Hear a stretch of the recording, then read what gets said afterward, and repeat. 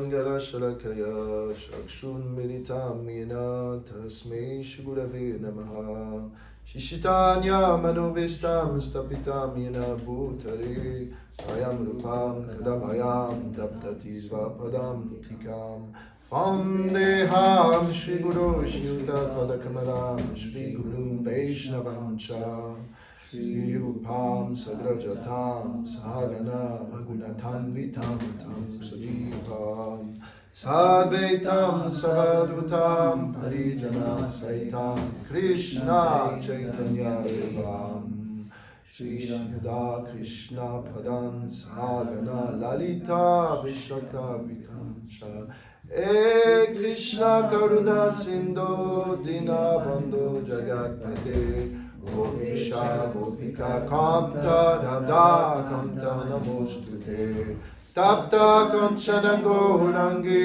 Radhe Vrindavaneshwari Vishavanuspute Devi Pranamami Hari Priye Vancha Karpatarubhyascha Kripa Sindhubhya Cha Patitanam Pavanebhyo Vaishnavebhyo Namo Namaha Shri Krishna Chaitanya Prabhu Nityananda Shri Advaita Gadadhara Shivasadi Gaura Bhakta Vrinda Hare Krishna Krishna Krishna Hare Hare Hare Rama Rama Rama Hare Hare Pranasamam Kaniyasim Shivishya Shikshita Sokya Sustam Nina Meliteno Chaitanya Madurim Anga Purvam Pranam Manjarim Anarpita Chanam Jirat Karuya Navityana Karo Samarpayitum Natojara Bhakti Shriyam Haripurata Sundar Juti Kadamba Sandipita Sada Hidai Kandaris Puratuva Sachinam I require your blessing, whatever you have received in this life and in the past life. Please, may I borrow it for just a few moments, that my words are inspired and are benefiting you, and that we will help together each other to go back to Godhead. So, because I have not chanted so many rounds this morning, and maybe not the best to give class, but someone came to my room this morning and asked while I was worshipping my deity. So I took this as the will of the Lord, even though I'm not so disposed mentally, because I'm most absorbed in plane ticket than Goloka Vrindavan airline. And what to do? The will of the Lord is that. So, Lord Shiva, yesterday I missed the opportunity to glorify Lord Shiva, therefore he has said that's a greatest offense, to not glorify the Vaishnava when we have the occasion, therefore you have to stay one more day, and you will spend so much money for that. So, thank you, Shiva Shambhu, thank you Pashupatinath, thank you Nilakanta, thank you Mahadev.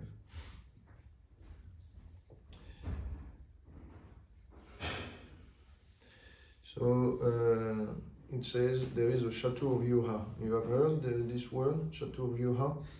Yes, huh? For those who have read the Bhagavatam, they know. But can you give me one of the name of the Chaturvyuha? Sankarshan. Okay. Anirudh. Pradyumna. Vasudev. Okay.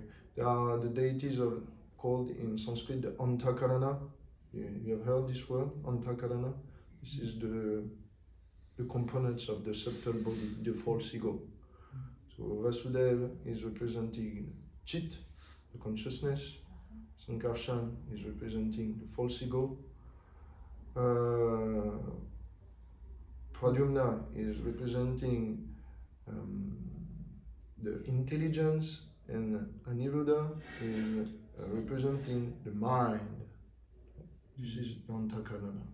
And here Sankarshan is the prime deity of Shiva, Shambhu. As you may have seen, he has always a snake. Usually he's depicted like this, you know, in the pictures you see him with a snake. Huh? And he has even a snake on the top. Isn't it? He has a half moon, a snake on the top, a cobra, something like this. Yes.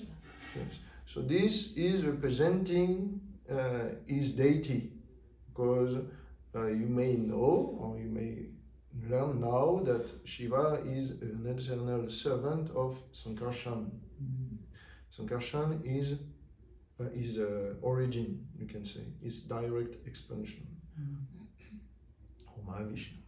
And Sankarshan is the deity of Lord Shiva, and Sankarshan is known also to be the head of the serpents, the Nagas. As you know, we called Balaam sometimes Ananta Sankarshan. Ananta Sankarshan is Sheshanaga. So Sheshanaga, Ananta, Sankarshan, they are inseparable. So why Sankarshan is the deity of the false ego? Because he's the one in charge of destruction. You know. So Sankarshan among the Chaturvyuha has the specificity to give the energy, the Shakti, or to organize the cyclic periodical destruction of this universe. Okay, and therefore Shiva, his expansion, has to get the job done, and therefore he is in charge of dancing and bringing the fire up and destroying all the universe except the upper planetary system, beginning from Mahaloka, Janaloka, Tapoloka, Brahmaloka won't be destroyed. They will be destroyed only at the end of life of Brahma. Therefore, in the Brihad Bhagavatamrita, you see this description, and also Prabhupada is repeatedly mentioning it in the first three cantos of the Bhagavatam, that those part of the universe is not destroyed. The deflagration, the fire is coming up to that, and all the denizens of Mahaloka, they feel so much heat that they go on Janaloka, because their planet is not destroyed, but it's too sunny, you know, it's too fiery. So it's like when you are in India and you are in the summertime, then you see all the Prabhupada disciples, they come in Europe. It's like when summer, the Mayapur Vasis, they come into better places. So it's like this. Here, the Mahaloka Vasis, they go to Janaloka. This is the planet of Chatur Shan, the son of Brahma, the Kumaras.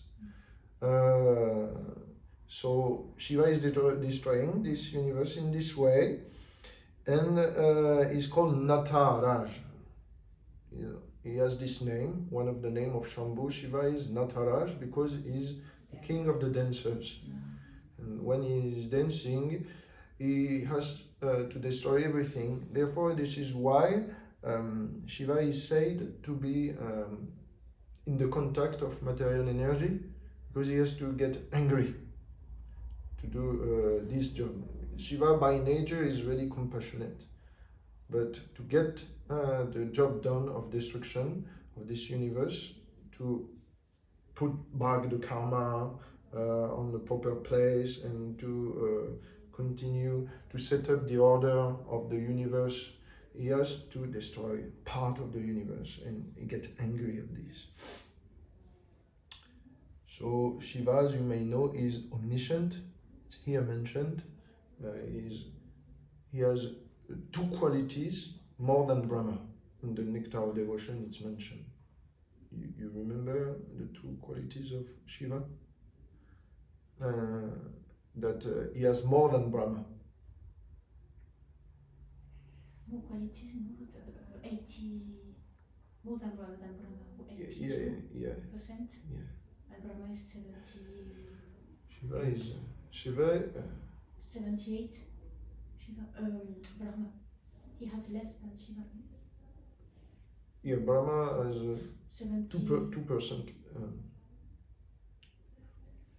We are 68, I think so, if I remember well. Brahma is around 70, and Shiva is more. And how many is Vishnu compared to Krishna? Krishna is 64. Krishna is 100%. Yes. That's the quality they mention is 60. Yeah. And we, Jiva Soul has 50 qualities. Yeah. And Shiva has 55. Yeah, so in percentage. Percentages. Shiva, I think It's mentioned, I don't remember. Yes. Okay, I don't, but it's more.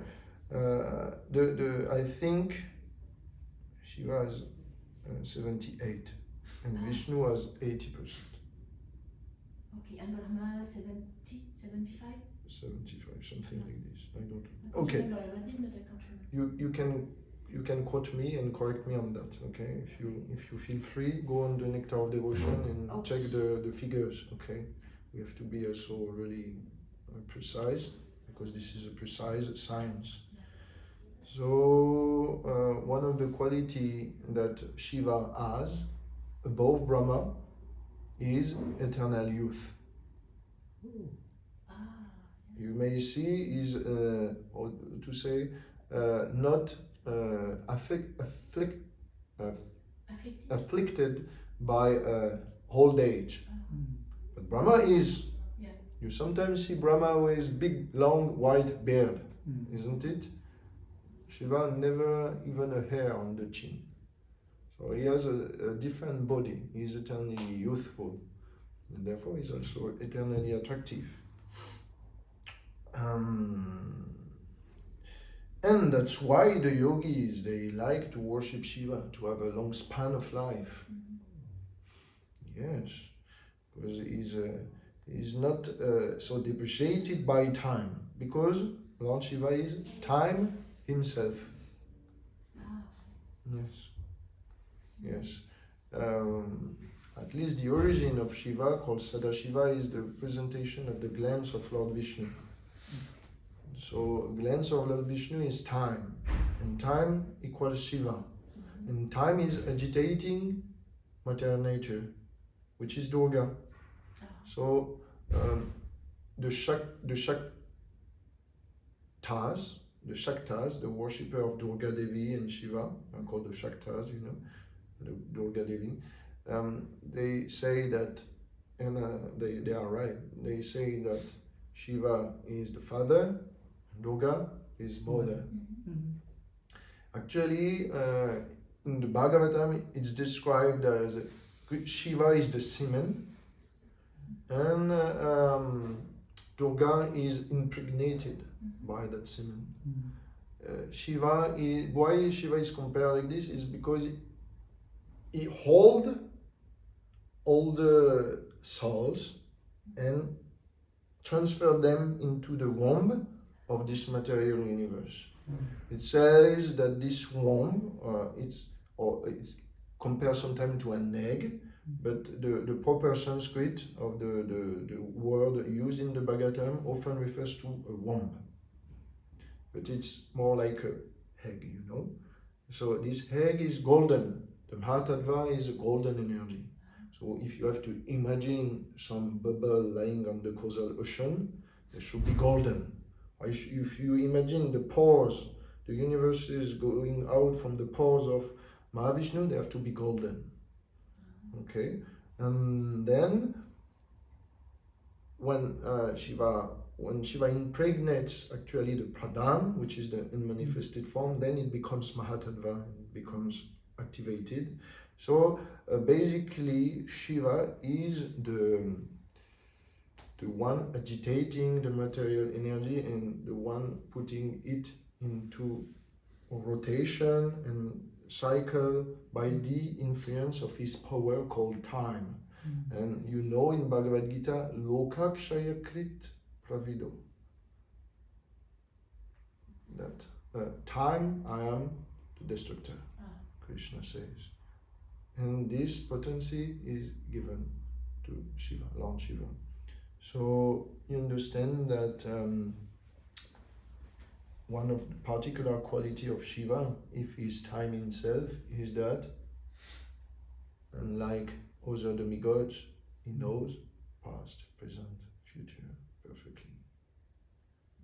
And therefore, he is above karma. He is not affected by karma, because he has already the view of karma. So Shiva is eternally liberated, even though paradoxically or apparently contradictorily, he is said to be influenced by the mode of ignorance. So you have to understand that this tattva puts a liberated soul always free from the gunas, but at the same time he is sometimes influenced by it. Like it's mentioned in Upadeshamrita that sometimes you see the Ganges, and sometimes there is foam. There is on the Ganges, and it looks dirty. But still, Ganga is pure, isn't it? So in the same time, Rupa Goswami described a pure devotee acts seems to be influenced by the modes of nature. That's the position of Lord Shiva. He's above karma, and still he seems to be influenced from time to time by mode of natures. But he is not. This is just an appearance. Actually, this is also the position of Brahma, because Brahma says in Bhagavatam, Namenga mrisho palakshate, navivakshim memanaso mrishagati. Never was a time where I was influenced by material energy. Brahma is saying to Narada Muni. Interesting, no? Because we hear in Bhagavatam the Vak episode. You know the Vak episode? Sarasvati, or a form of Sarasvati there, has a daughter, hurrying Brahma by her beauty, and then Brahma desires his own daughter, and then the sages says, "Oh, what are you doing, father? You are supposed to represent Dharma, and then you look less silly as this woman." And Brahma repent, and still he says that. He says that even though Brahma in Krishna Lila is supposed to have been illusioned by the Krishna's Yogamaya potency, because he was thinking, I can compete with Krishna. The Acharya, they describe that in the Vak episode, Brahma was not per se influenced by Mahamaya, but it was a pastime for him to find a way to increase the propensity of the population in the material universe. It was for him to consider the power of lust, for him to consider that this lust can be the seed of populating the universe.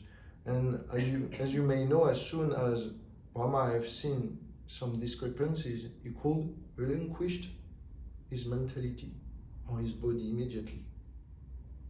So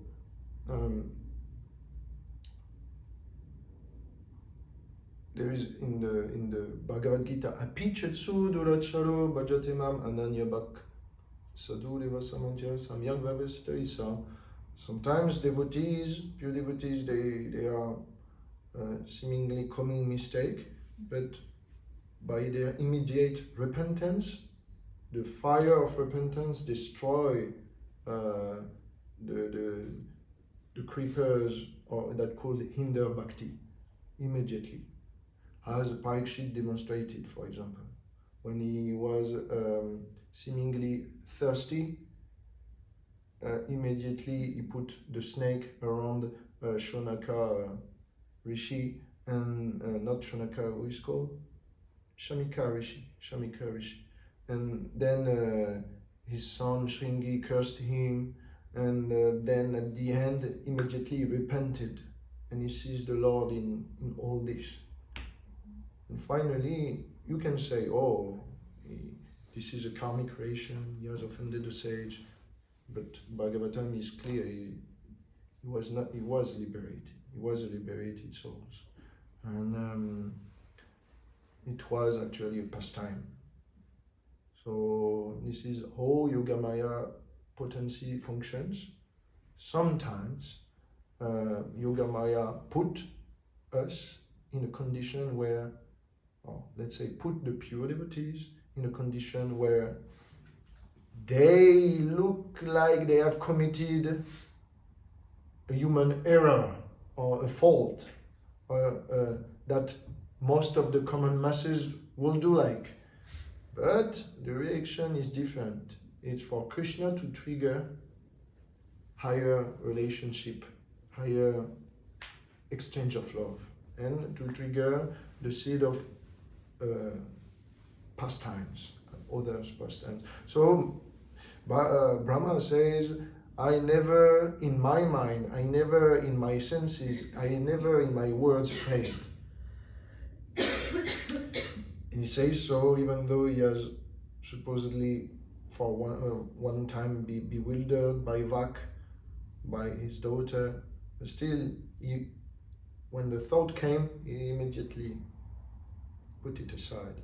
And in the Krishna Lila, when he played with the different gopas and he took them away, and after he gave them back, Brahma thought that after Aghasura received so many blessings, because Aghasura, he says, Prapatma Samyam, there is a verse saying that Aghasura obtained a similar body than those of the Vaikuntavasis.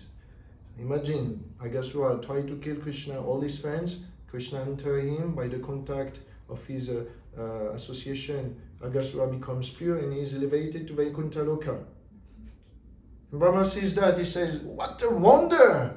I want such a blessing. Let me devise a plan that Krishna can see me, ask for my presence, and give me the same kind of blessing.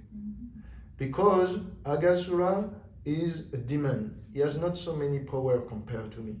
But by my intermed, I will make Krishna display his opulence and glories in front of everyone. And not only I will oblige Krishna to reveal his power and his magnificence, but I will oblige him to give me a special boon, because he seems to be in that mood. So everybody will see the sweetness and the greatness of Krishna. That was Brahma's plan. So the Acharya says that was his intention, Yogamaya potency. So similarly, Shiva. You see in the Mahabharata, Shiva can do, how to say, we can criticize Shiva if we want. If conditioned souls, they can find faults in everyone, and in Shiva also. Because in Mahabharata, who induced Ashvatthama? Who gave the power to Ashvatthama to commit the murder on Draupadi's son? Who gave that power? Lord Shiva. Yes. You remember that pastime? When Ashvatthama and Kripa, they were looking at a way to avenge Duryodhana. They thought, by looking at a bird in the night, taking while everybody was sleeping some some insect or eggs and eating, they thought, oh, we will take that example and we will during the night go in the camp and kill everyone. And like this, we will avenge Duryodhan and we will maybe even win the war. So they thought like this, let's go into the Pandavas camp. They must be tired, they may have enjoyed a great party of their victory, and we will kill them and there will be no defense. So, Ashvatthama did not have the power at all to do that, and Kripa either not. But on the way, they met Lord Shiva in a fearful form, with 1,000 eyes, described, multiple arms, blackish, looking with blood and so on. And that form of Shiva came in front of Ashvatthama and gave him a special weapon, a sword. And when he took that sword, it's described he has a urge of power, indescribable potency and power went through his body. And at that time he was considered invisible. And when he went into the camp, he was able to slaughter everyone and to set fire everything, because he has the power of Shiva. And after the battle, the power vanished. After he committed so many murders, the power vanished. All you can understand. Shiva is giving power and potency to Ashvatthama to commit murder and unlawful actions. What is this? Huh? Why is doing this? Why Shiva Shambhu is so merciful, taking care of the Bhutas, the Pichisas, the Rakshasas, who's trying to save all the fallen souls, the Jagai and Madai of this universe. Why is doing this? I don't have the answer, but I have a reason. Okay? The answer is not described in the Shastras, as far as my knowledge goes. But the reason we can find is Shiva is seeing past, present, and future. And he has seen by his action it will be profitable for Krishna. Okay. By his action, Krishna will induce better pastime. It will facilitate. Because remember Moshala Lila. Moshala Lila means the killing of the Yadu dynasty. Krishna is so detached. Is so samoham sarvabhuteshu named vishusnya priya. I'm neutral to everybody. Therefore, my own family, the Yadus, because they are burdened to the earth, I organized myself their departure. And therefore, he arranged that a curse happened and that all of them together in the presence of he himself, Krishna, the father of all the Yadu dynasty, disappear.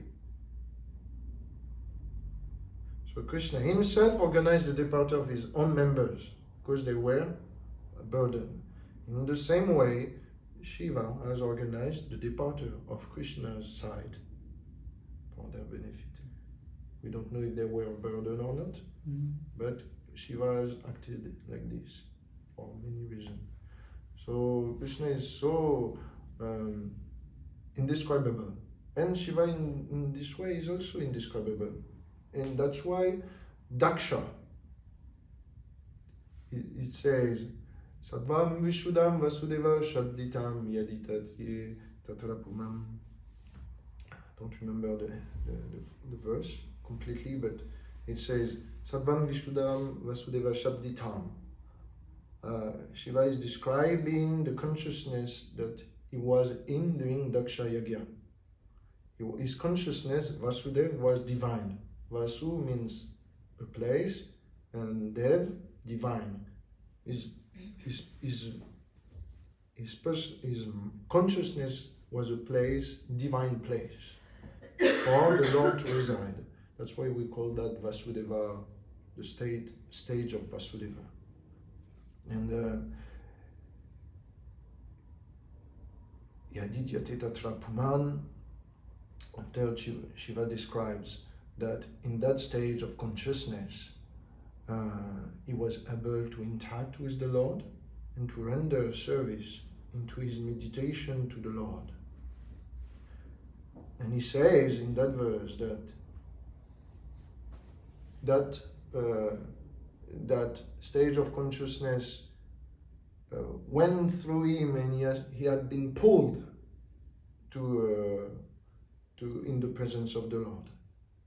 So that means basically he was not there when he was meditating. He was pulled out from his body into the dimension of the Lord, let's say, and he was rendering service there. So when Daksha came to the arena, Daksha is the father-in-law of Lord Shiva. Therefore, by Vedic injunction, the father-in-law is supposed to receive respect from the son-in-law. Okay, because Sati is the daughter of Daksha, and Sati is married to Shiva. So when Shiva came to the assembly, the son-in-law is not offering respect to the father-in-law. And why the son-in-law is not respecting? Is Shiva thinking he's more elevated than Daksha, or Daksha is low compared to him? It's not the attitude of the Vaishnava. No, it was not that. It's just Shiva was not present there. His body was present, but the consciousness was absorbed into meditation, was not of this world at that moment. Daksha didn't see that. Daksha, he sees, oh, that person is neglecting me. This is the same thing happened to Parikshit Maharaj. He saw Shamika Rishi, this one is absorbed. He's not there. And says, I'm a king. You think you are Brahmana and therefore you don't need to give me respect. So I will put a snake. He thought Shamika was there, but he was not. The consciousness was somewhere else. So in the same way, Shiva, the body was there, the consciousness was somewhere else. And Daksha cursed Shiva. So indescribable, because their body is acting, the consciousness is somewhere else, and we are seeing something different, not in full perspective. So really difficult. That's why Rupa Goswami says, even if there is form on the surface of the Ganges, still it's pure. Therefore, when a Vaishnava is ugly looking, bad seems to have a reaction, karmic reaction, bad birth, something, the devotees should always not paying attention to this and not seeing this as a manifestation of karma. That was in the Upadeshamrita, one of the verses. Rupa Goswami says, be careful to not criticize devotees like Indra.